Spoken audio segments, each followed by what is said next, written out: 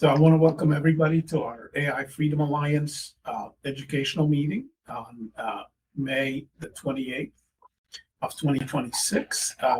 We are lucky to have Jen, and I'm going to massacre your last name, Wondracek. Wondracek. There you go. Who is going to tell us a little bit about the regulatory environment. I mean, there are lots and lots of people who are trying to implement AI or who are developing AI products that have no idea what kind of potential problems or pitfalls that they might be looking at.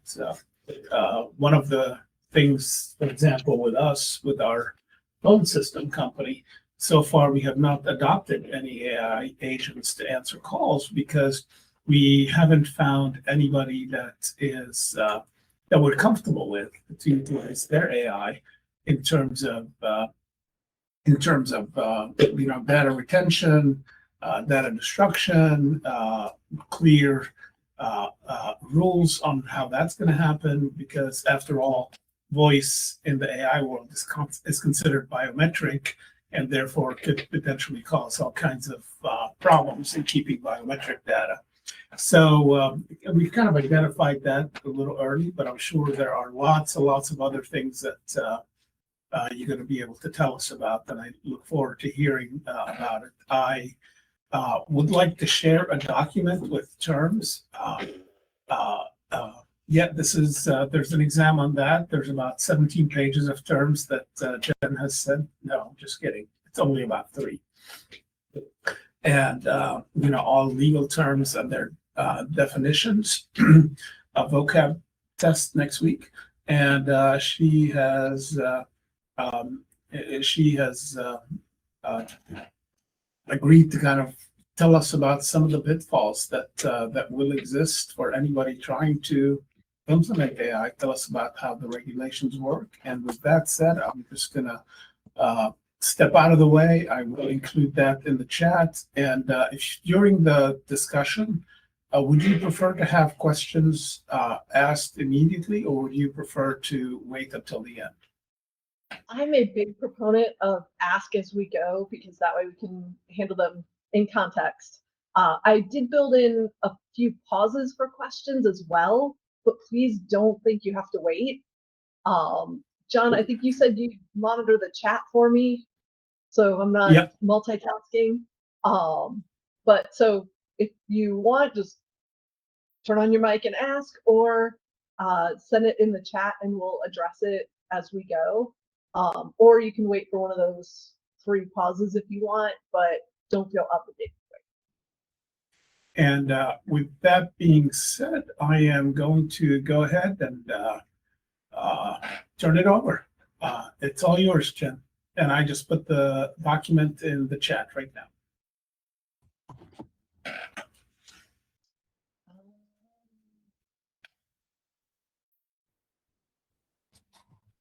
So give me one moment. I am going to try and share my screen. Okay. So hopefully everybody can see the screen.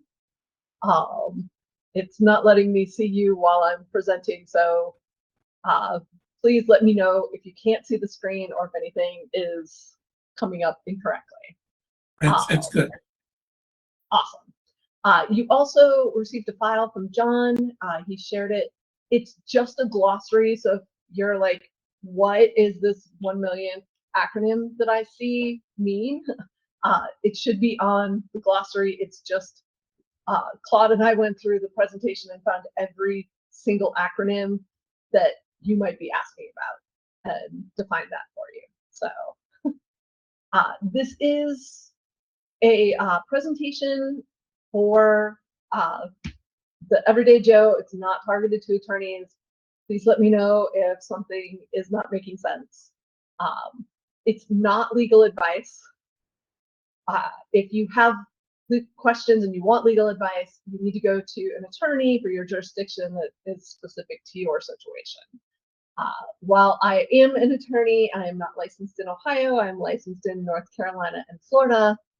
And So right now I am speaking as a law professor from Capital University. My email address is very easy to find on the Capital website. After July 10th, you'll need to look for me at Southern Methodist University in Dallas. So what we're going to cover, we're going to talk about the current federal frameworks, current state laws, what is likely to be coming. We can't cover everything because every state has laws on the book, many of which are not going to make it through. So we're going to look at what's most likely to be making it through. We'll look at some court cases and just talk about what this means for business, things like that. Again, ask questions as we go, and hopefully we'll be able to answer everything. So just a reminder, general awareness, not legal advice.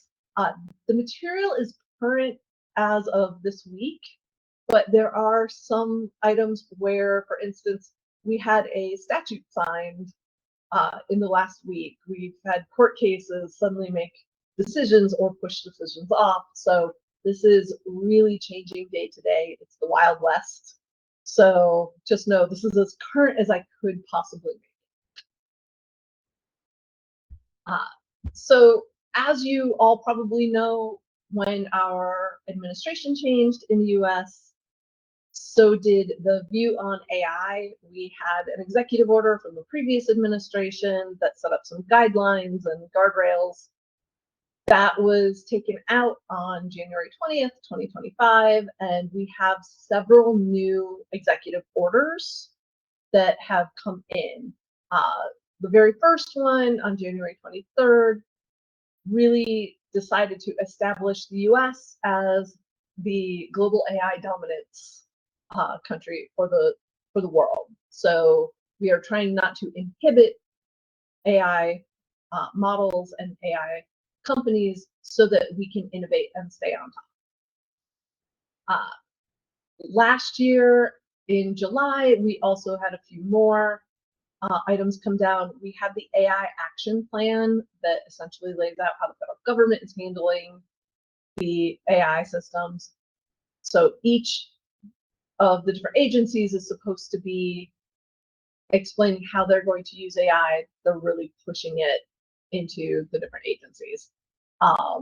We also have a executive order accelerating federal permitting of data center infrastructures, one preventing woke AI in federal government, and a third that promotes the American tech stack and exporting it to other countries to show that we're on top, essentially. The big one that is really affecting the country right now, though, came out in December. And this executive order, which is essentially a mandate from the president, it tells the Department of Justice to create a AI litigation task force because they do not want the states regulating AI either. And that's really what we're seeing right now is we have several major states that have decided to try to regulate AI. The federal government is against it, so they are both suing the states and they're trying to condition federal funding on the states not enforcing laws that they feel will inhibit AI. So this really is a good visual of the current problem. We have the federal government that is working to try to keep the AI systems unregulated. So you'll notice that executive order prohibiting the states is highlighted in a little bit of an orange color. That's because that's the one that is really driving everything. We have had a few other things come out. So the NIST documentation is really setting up a voluntary safe harbor for states to adopt, and we'll see that in Texas. We'll talk about that a little bit more then. The Take It Down Act is regarding non-consensual imagery created with AI and requiring platforms to take it down when given notice. that is the only generative AI statute we really have right now. And while it was signed last year, it just became effective this month on the 19th. On the other side, we have the states that are actively passing legislation. The executive order from December really went after Colorado specifically, which is why Colorado is highlighted. And Colorado stayed their strict laws and have actually just recently passed a lower level statute after they got sued by the Trump administration. So they are really responding to that executive order to dial back some of the strict regulation they have in place. But you'll see there's quite a few states that already have legislation in place, and we'll talk about that in a little bit. So right now we're seeing the agencies respond. And so NIST is the National Institute for Science and Technology. They have set up a framework that essentially requires 4 steps. And it's govern, which means that you are putting into place the AI governance policies, you're assigning roles, there's some sort of accountability there. You are mapping out whatever you're working on with AI, making sure it's documented, you have understood the risks that may be involved and that are foreseeable. You are managing it, so you're testing it, and you're really, or sorry, measuring. You're testing it, auditing it, making sure you know how it works. And then manage is post-deployment, where you are essentially keeping up with it, double checking, responding if there are issues, things like that. So Texas, as we'll see later, actually has turned the NIST AI framework into a safe harbor. So if you can show that you have adopted that 4-part NIST framework, you are absolved of liability in Texas. So it's actually an easy, low-hanging fruit to pay attention to. The FTC is looking at Section 5 of the FTC Act, and we've seen them walk back on some previous decisions, such as the Rider consent order, where the company had been deemed to be creating a product that bad actors would use, and so they were being blocked in essence, and they have decided that's unduly burdensome to innovation and walked it back. But they are still going after a few different areas where they do see it being problematic. And that is the Operation AI Comply that started under the Biden administration. EEOC has removed their AI hiring guidance, although Title VII, the ADEA, and the ADA still apply, and theoretically disparate impact is still actionable. We are seeing all of the agencies be told disparate impact should not be followed up on, so really it's intentional acts. And then the FDA is working to track the AI machine learning devices. We're at over 1,300, and they're trying to create guidance to help with that and create life cycles. So that's where our agencies are right now, or at least the big agencies. All of the little agencies are also working on this, but these are the ones that have really had an impact. And for federal statutes, again, we have that Take It Down Act, which is non-consensual imagery. And essentially, if Facebook, Instagram, the socials want to not get sued, they need to take down when people claim it's not consensual, and they have 48 hours for it to come down. This is enforced by the FTC. Many people have also been interested in how IP is being handled with AI, essentially AI created products, whether they're listed as an author or an inventor under the patent office, are being rejected. AI assisted may go forward. It's a little bit thinner of copyright in that the parts that the AI created are not coverable by copyright or patent. But if the parts that the human created, undertook, those are being covered. There is Can I jump in and ask a question?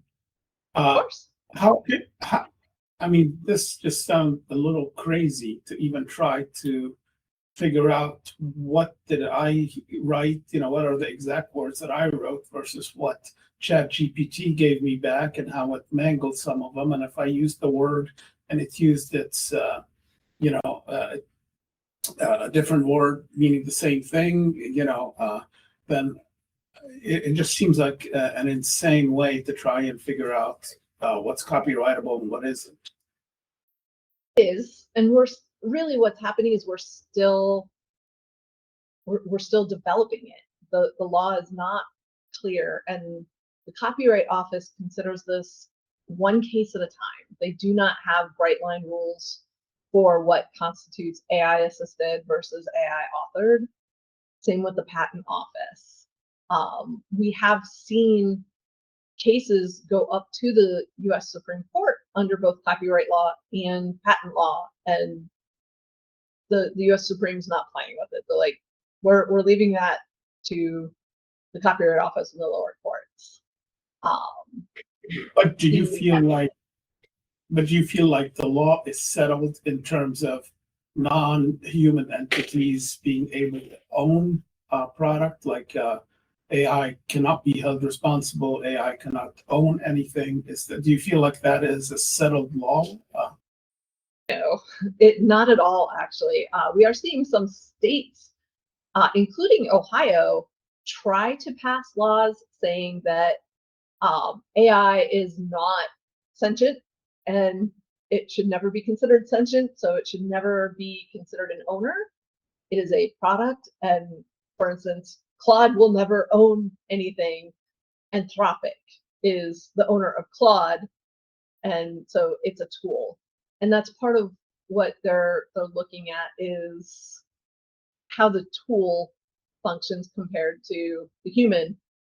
And so if I use Claude, it's actually Anthropic that's creating content, not me. And that's why we're really fighting over copyright, I think.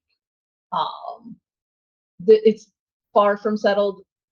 Initially, the Copyright Office is like, no, nothing the AI made could ever be copyrighted. We had someone who did something like 1,400 different changes on artwork, and that finally made it through for AI assisted work. So it's still developing. Right now, we have AI writing so much code. The speculation is that the Copyright Office is going to have to recognize some form of copyright in that code, even though it's the AI writing it. Otherwise, all of these giant companies, Amazon, with AWS, Claude, with their own products, is not going to be copyrightable and is going to be in the public domain. So it's a little weird. We're not quite sure where that's going. But other big copyright issue is the material that the AI products are training on. And there's a slide coming up in the court section where this too is split.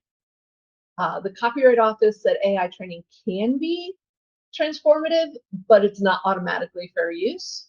So we're seeing it, like, courts really get down into the nitty-gritty of copyright law to determine if something is fair use for the purposes of AI training material. Again, it's not a broad category rule. It is a case-by-case rule. Although we are seeing that if you downloaded it illegally and trained your AI on it, that is problematic. So I do not recommend that people torrent training material. But we do have torrent and illegal material in some of the big training platforms, and Stanford got sued for it, and we just haven't seen the resolution of that yet. So this is all the Wild West. It also is interesting to note, by the way, that right after the copyright put out a draft of their third report that said that training can be transformative, but it's not automatically fair use, the Register of Copyrights was fired the very next day. So it seems like the federal government was not happy with that. We also are seeing different acts and different provisions for research funding and the Department of Defense authorities. So it's interesting to see how that's going to work out. It's all up in the air. We're not quite sure how that will all apply. We have seen the main safe harbor, however, be contested. So Section 230 is the safe harbor that all of the big platforms use all the way back to like AOL, where they are considered to be neutral platforms that other people are using for speech, but the platform itself is not responsible. We had a TikTok case where the Section 230 was challenged because of the content the algorithm was feeding someone. And the court came down and said, you are the ones that build the algorithm that define what someone's going to see. So you are responsible for your own algorithm. That is not a 230 safe harbor. So it's a little interesting right now. We're going to watch to see how that goes. And the other thing to note, all of these cases are in trial courts. Trial courts are not binding on anyone. We'll see that when we get to the state cases. The Northern District of California has come out both ways on training materials. So remember, it's not until we start hitting the appellate courts and the US Supreme Court where things truly become binding on other cases. So before we jump into state law, any other questions? And thank you, John, for asking that question, because that was a good question. So I have a geeky question on the copyright topic that you covered. How does the current law look at somebody using an AI solution as a editor or as a research assistant for a body of work that they're writing? I don't think that's actually been challenged yet in the courts. I don't know about the Copyright Office and whether or not they have passed anything. The Copyright Office is about providing protection for a set tangible piece of writing or artwork. So they are not copyrighting the research that you're doing. So I don't think they will even care about the research side. If the AI is writing your paper in full, that's what they would probably care about. We've always had, well, not always, but for a couple decades, we have had spell check and grammar check, which are both machine learning. Right. So we've never seen anyone challenge that. I don't think we're going to. I don't think editing is going to be the problem. It's when you, for instance, tell Nano Banana to go through and illustrate your work. Those illustrations, if they are not created by you, maybe what's challenged more so than the writing. Okay. That makes sense. And you already alluded to this, right? I mean, it becomes a slippery slope if I'm writing a book, but I'm having an LLM do some editing on that text. How is, like, if there was a challenge, how is that going to be parsed out from like, well, you wrote this or you wrote this as a result of feedback you got from editing from the AI solution? That's vague, right? And a lot of it, yeah, like we really haven't seen those challenges come through. And I think a lot of where it stops before it even gets to the copyright office is with the publisher and what the publisher's policies are. So we're starting to see, for instance, in the law reviews, where some law reviews are saying either you cannot use AI at all for the writing, or you need to openly admit what you did with the AI and go from there. And I completely understand that. I had a co-author who kept sending me materials that were obviously written by ChatGPT. It had the random bolding and things like that. And you can't copyright that. It's hard to sell. People like have mistrust issues. So, and we have seen articles get turned in that are completely wrong because they were hallucinated. Right. So Thank you. So, yeah, Jen, let me ask a question from a slightly different perspective. So, if I give a certain content to ChatGPT, for example, yeah, it could be any of the 18, 1900 LLMs, it doesn't matter. But if I give it text and it generates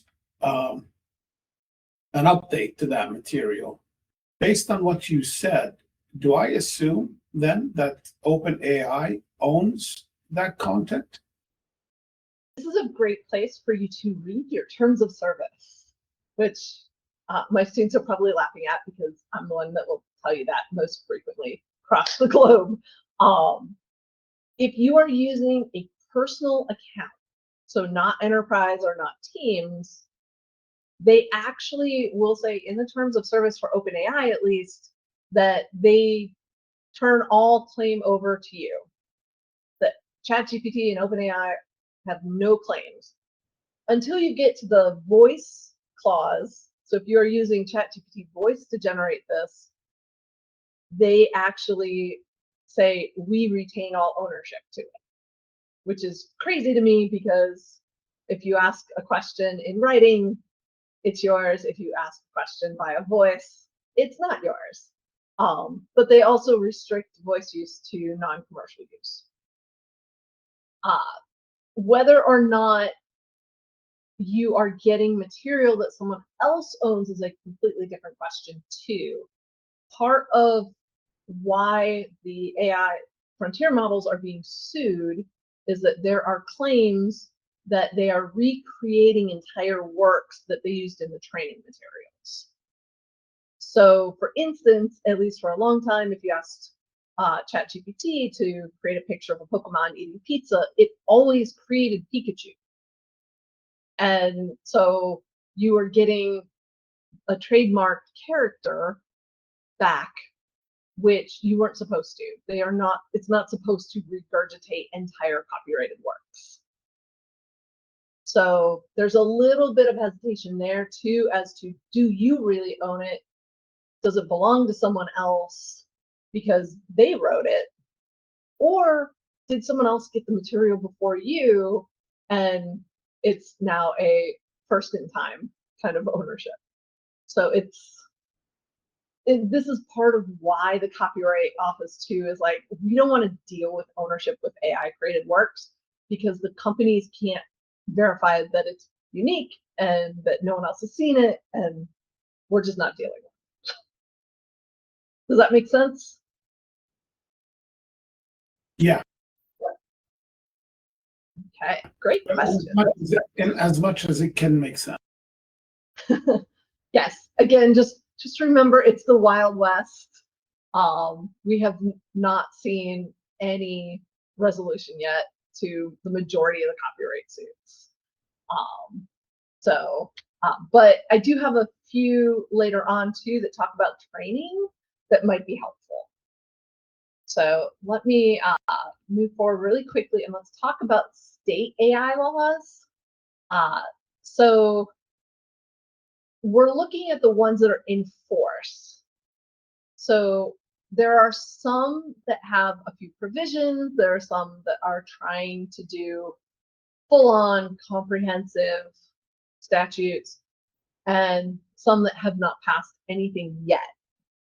So Texas, California, and New York are moving pretty quickly into comprehensive AI statutes. Colorado tried. They literally just in the, I think on the 14th, but I've got the date further, signed the bill that replaces what they were trying to pass that the federal government challenged. And it's much, much lighter. So we're seeing a mix of laws here right now. California is pretty much our de facto right now when we're talking about comprehensive legislation. They have put in acts to cover transparency in training, also transparency for incident reports. So if something goes wrong, they have 15 days to file with the state, 24 hours if it's imminent harm. And so we're starting to see these different laws pop up. The California laws went into effect January 1st, 2026. Some of the other states, it's becoming effective in 2027. We do have some watermarking laws, companion chatbots, healthcare AI, things like that as well. And there are privacy laws starting to incorporate AI. So we did see AIX, which owns Grok, it's Elon Musk's company, challenge the California laws for transparency, especially the training data transparency. And the judge has refused to allow a summary judgment motion to go through. And so OpenAI and Anthropic have started complying with the laws and posting their data.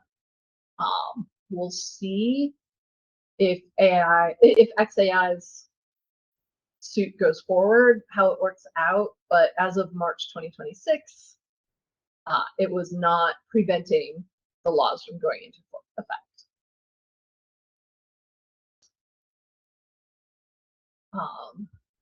Colorado, they were actually trying to follow the European Union, which EU AI Act is a bit outside of this presentation. I'm not an expert in European law, so I do not want to give you false information about the European Union. Colorado was trying to follow their risk tiering for AIs, and they got sued. They were officially named in Trump's executive order from December 11th. The Department of Justice has sued them, and the federal magistrates have allowed some staying of their original law to go into effect. So they passed through the legislature May 9th, 7th through 9th, a narrower, less strict law, and Governor Polis signed it May 14th. So this is why I'm saying it is changing like daily. In fact, I even see my original comment in my notes, my speaker's notes saying, oh, it's still awaiting signature. And then all of a sudden, no, it got signed on the 14th. So this new law will be effective January 1st. And we'll see if it gets challenged again before it goes into effect. Oop. I think I accidentally went one too far. There we go. Texas, and again, you'll start to see why I gave you a nice glossary because there are so many different abbreviations and bill numbers. Even I can't keep up. Texas decided to take a different form. They're not looking at AI risk, they're looking at intent-based liability. And so they're not looking at disparate impact, it has to be intentional choices. This is the state that has put the NIST AI framework into effect as a safe harbor. So if you are complying with the safe harbor, it is an affirmative defense. And so it's really looking to negate liability if you've got that in place. We've got 36 months before the regulations are finalized. And so right now, this is an exclusive state enforcement. So the Texas Attorney General is the only one that can enforce it. There's no private right. And they also put in the opportunity to cure your mistakes. So you can take 60 days upon notice to cure whatever issue arises to avoid litigation. So Texas is really friendly to AI companies. They are also working, though, in other areas. So for instance, we have a healthcare bill. So you can't send your electronic medical records outside of the US. They want to make sure those records are protected, which I appreciate. I don't want my AI records being processed by DeepSeek over in China and losing all of my medical information, things like that as well. And the federal government has not sued Texas. They have not named Texas as problematic. So the assumption is that the federal government likes the way Texas is working. We do have a few other states that have been putting out laws. Utah created a similar high-risk interaction definition. So this is this requires disclosure of AI use for healthcare, legal, and financial advice. There were some safe harbors put in once they realized the way the federal government was going. New York City also has been known for its rules on hiring. So they actually have been audited by the state comptroller, and they found that it wasn't really effective for enforcement for this local law that New York City put in. So we're expecting some updates to that when, I don't know. New York City is going through a lot of changes right now. Jen, can I ask a quick question? So for the Texas law, for example, that focuses on intent, do we even need something like that for AI? Because don't the current regulations against harm to other people or malicious intent or existing laws cover all of that? Just the fact that AI is being used is or is not relevant to that?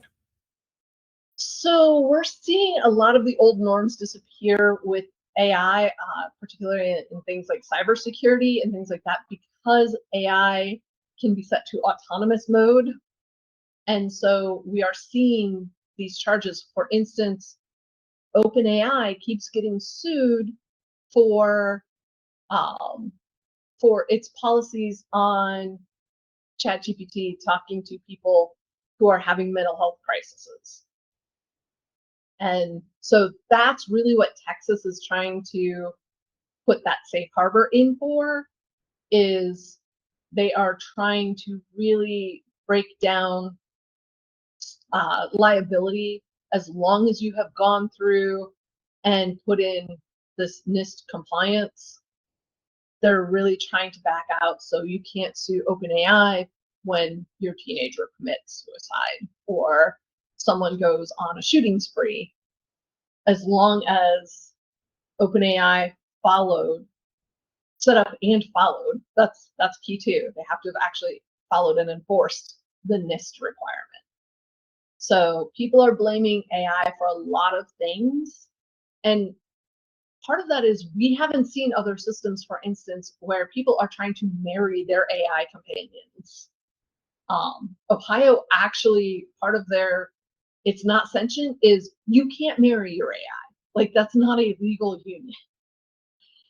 But we're also seeing, New York City setting up a cafe for dating your AI companion for Valentine's Day and things like that. So it's a little weird the way these laws are trending, and they're trying to put in, just like they did for the internet companies, they're trying to put in those safe harbors that may not currently exist for the AI companies. Does that make sense? Yes, it does. Thank you. Of course. Illinois, they actually have an interesting law called BIPA. And BIPA is a biometric law. And we're going to see this show up in the AI meeting assistant cases, where you are not allowed to collect biometrics of people without their consent. So they are really pushing this to try to prevent people's eye prints, voice prints, things that make us unique from being exposed and reused by bad actors. And they're also looking at it in the employment context, because they do not want to see AI used in a discriminatory manner. We have seen this, for instance, Amazon deconstructed their AI hiring system after they figured out it was discriminating based on the prior hires. Essentially, Amazon's like, these are our great people, and the AI went through and self-taught itself. Oh, look, people named John do great work, or people in this zip code, and it was having a discriminatory effect against people of color and women, because it was looking at past resumes, and even though they didn't say we only want men, it was pulling that data out. It can even discriminate based on the verb tenses you use. Women tend not to use as many action verbs in their resumes, and it was saying, oh, the people who do great jobs use action verbs. And so it was looking at that too. So that disparate impact can be a problem, because AI does not understand what it's doing, and it's doing it anyways.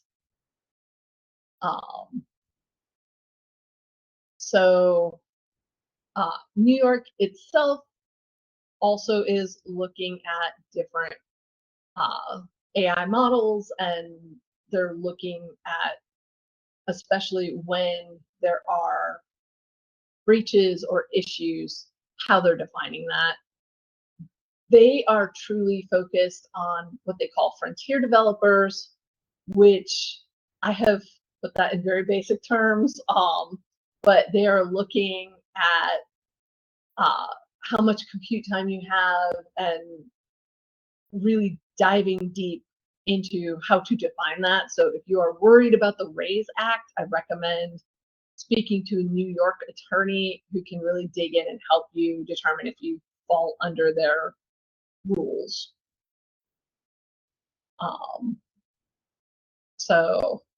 There was literally yesterday an update, or not yesterday, 2 months ago, March, not May. There was an update very recently that will be effective January 1st. They're still working out their details. So,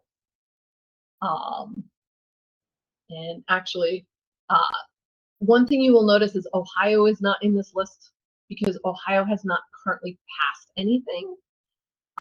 We'll look at some of Ohio's proposed laws in a bit when we're looking at potential future.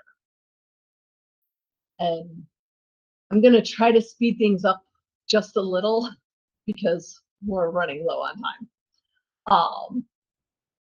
If you're interested in the voice printing technology issues, Illinois, Texas, and California all have biometrics laws. They're slightly different.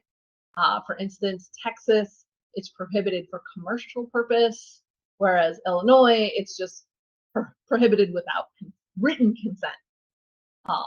You also have to have retention schedules, you can't sell it, things like that. So each of these states, if you're trying to practice or like do business within these states, doesn't matter if you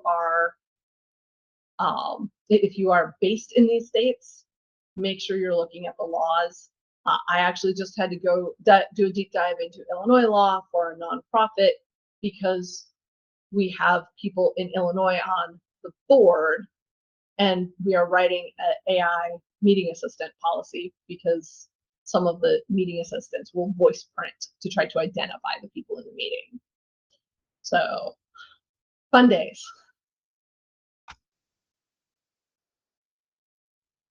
Questions before we move on?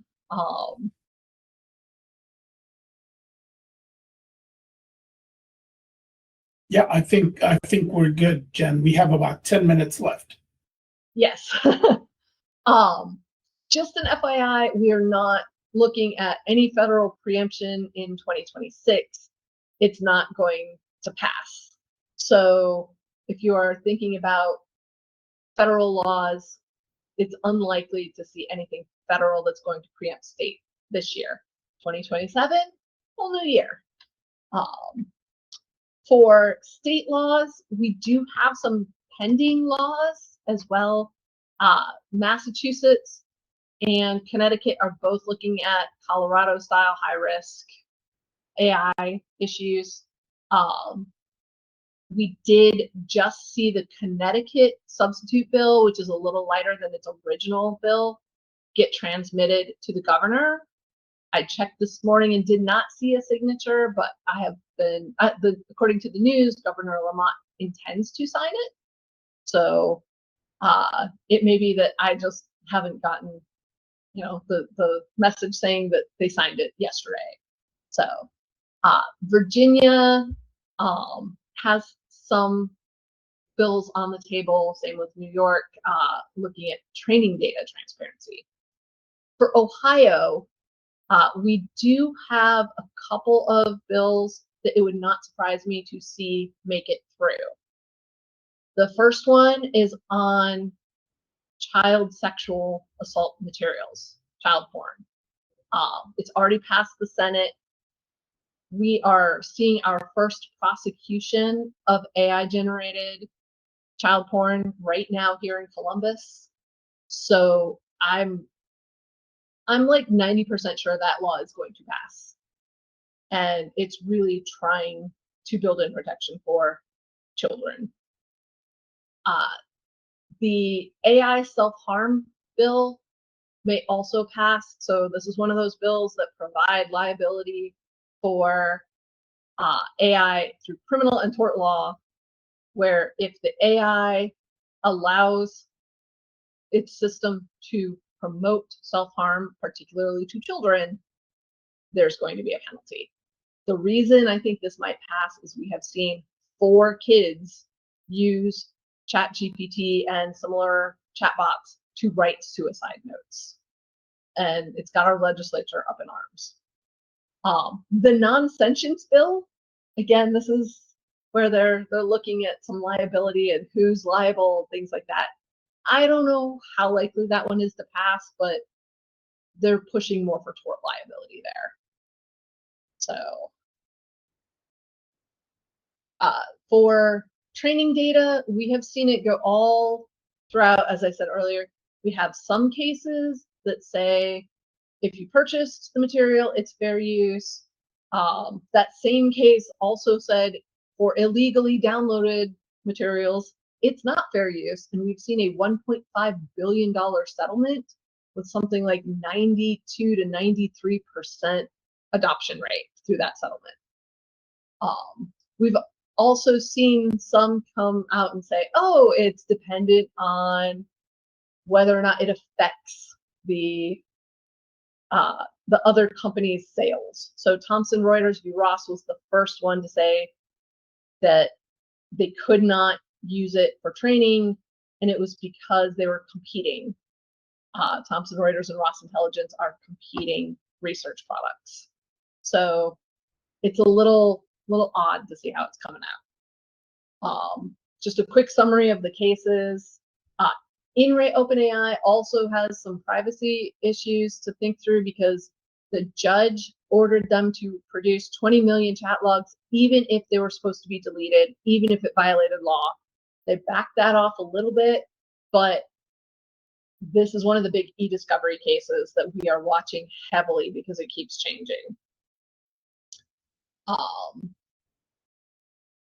Let's see.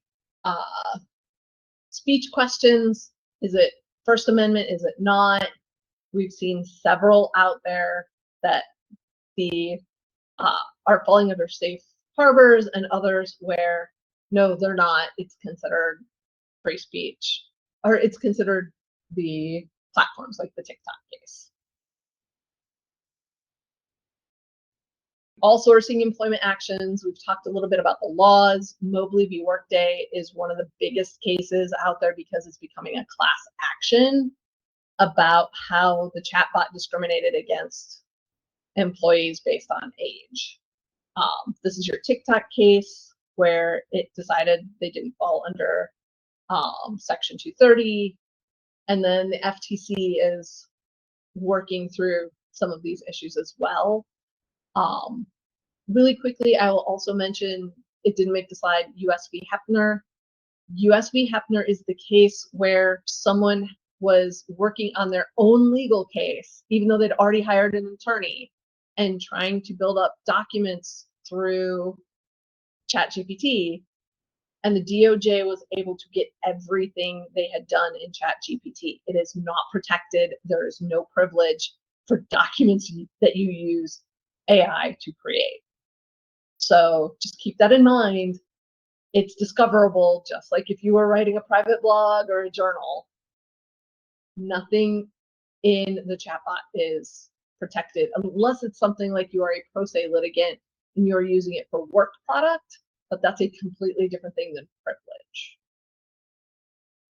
AI meeting assistants, if you have meeting assistants in your meetings and you are going across state lines with your attendees, pay attention because people are getting sued.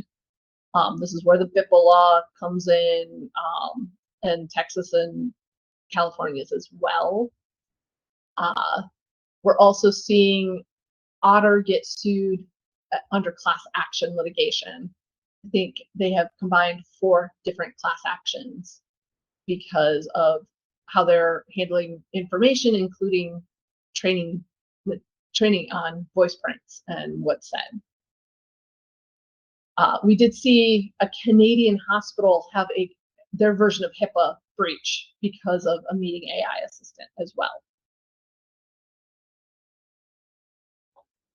So things to think about for meetings assistants when you're using them. You have wiretap laws. There are some states that are single party consent and some states that are dual party consent, but notice is not consent. They're 2 different concepts, so you need to be careful what you're doing with that. BIPA voice prints require written consent. So if your AI meeting tries to identify who's speaking, that's written consent. We are seeing active litigation, and we're seeing breach notices for HIPAA and other similar privacy statutes. Okay, I'm just about out of time. I think I have like 2 or 3 slides left. So just things to think about really quickly as companies. You need to think about your consumer AI. So if you're releasing chatbots on your own, you need to think about that and what it's keeping, privacy issues for that. If you're deploying AI, you need to think about things like hiring, lending, house care, healthcare, privacy, discrimination, issues like that. builders, what are you using as training? How are you building your models? Things like that. And we put in AI assistance because we're going to see more litigation there. I guarantee you. So just things to think about. And so this is the last substantive side or slide. Just reminders of things that we've talked about. NIST. Are you documenting your incidents and making sure you're complying with your state laws? If there is a problem, look at your vendor contracts. Make sure you know what things were trained on. The EU is a little outside of this, but EU and NIST are talking. And then we've got a list of things to watch for, including preemption, training, things like that. So that's it. I am done with the majority of this. I have a slide that just anticipates a few questions, but otherwise, that is my spiel. And I'm sorry I spoke really fast, especially at the end. Jenna, thank you so much for doing this. This is a very complicated subject. It is, which is why I'm saying this was just for informational purposes. If you need legal advice, get it to your situation, because there's a whole host of things that could change with different situations. Yeah, this is great. Thank you. It sounds like we have to have you back in 6 months to give us an update on the stance.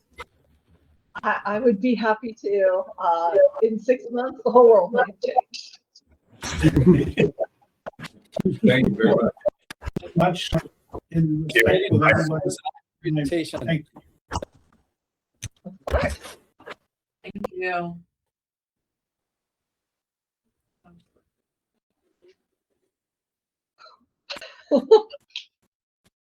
Is there anything that I said that needs followed up on, or you guys have my current slide deck, which I noticed a few things that needed updated in, but they're updated in the slide. It's just Are you okay with us giving the slides to the people who attended, or even putting the slides on the AIFA website under our publications?